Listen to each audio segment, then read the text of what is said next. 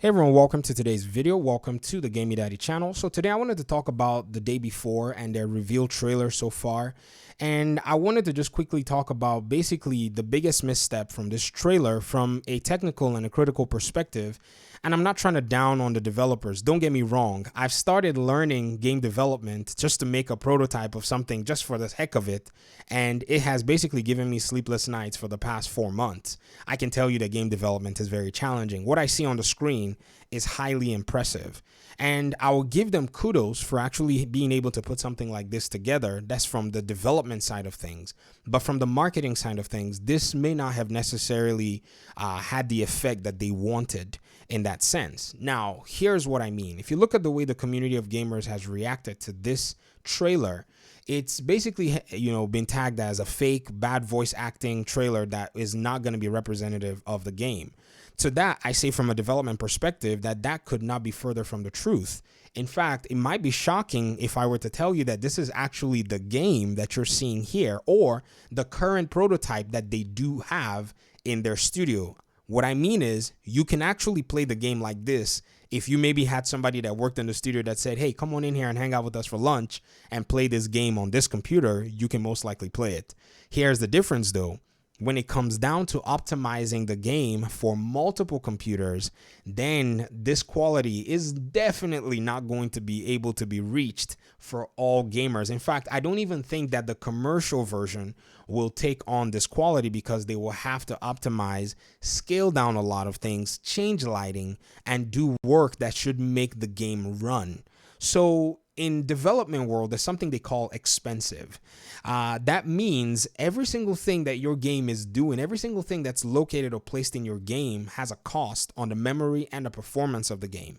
And in order for you to be able to not have everything so costly, you really want to scale down things.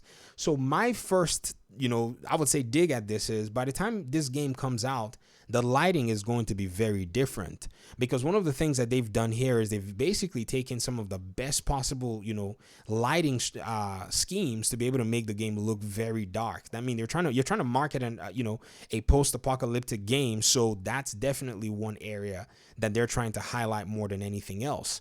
But it has backfired because I believe that what they should have done was actually bring gameplay of the game running on a regular machine. Now, here's another shocker.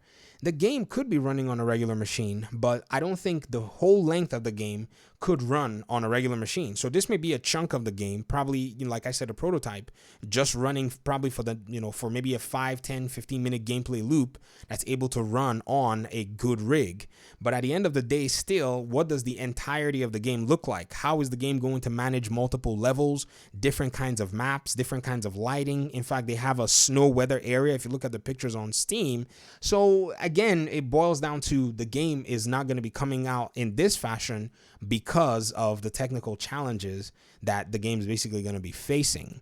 Again, let me just go ahead and say, I think I can commend them for doing this nonetheless, because if this game, comes out with the movement structure and some of the aspects that they're trying to highlight and does well, I think they would have really done themselves a favor. So the next step that they need to take is they need to actually come out with some gameplay of the game running on a PC. They need to give the specs. They need to give kind of more of the details so that people know this is potentially the quality that we're going to see.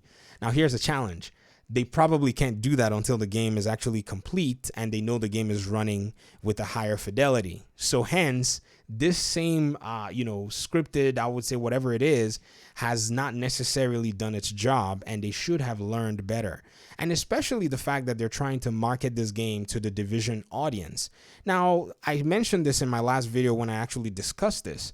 The last time the Division developers actually marketed a brand new game to us, they showed up with gameplay. They did not make the same mistake they made from the Division 1. And they've said it many times. We've learned from some of our mistakes. That was a big mistake for them to bring a high fidelity trailer and then bring a game that wasn't representative of it to the table. So when they brought the Division 2 to E3, they came with footage of a section of the game that seemed like it was a good cut section of what the game was going to be running at.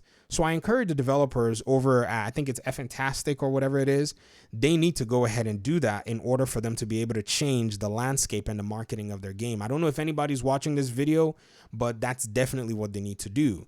Now, finally, on the technical side, for you guys to be able to, see exactly what I meant when I said this game and this footage that you are seeing is the game, I've linked a video in the comment section. It's a video of one of the developers, I think, that works at the I think it's Ninja Theory, the development studio.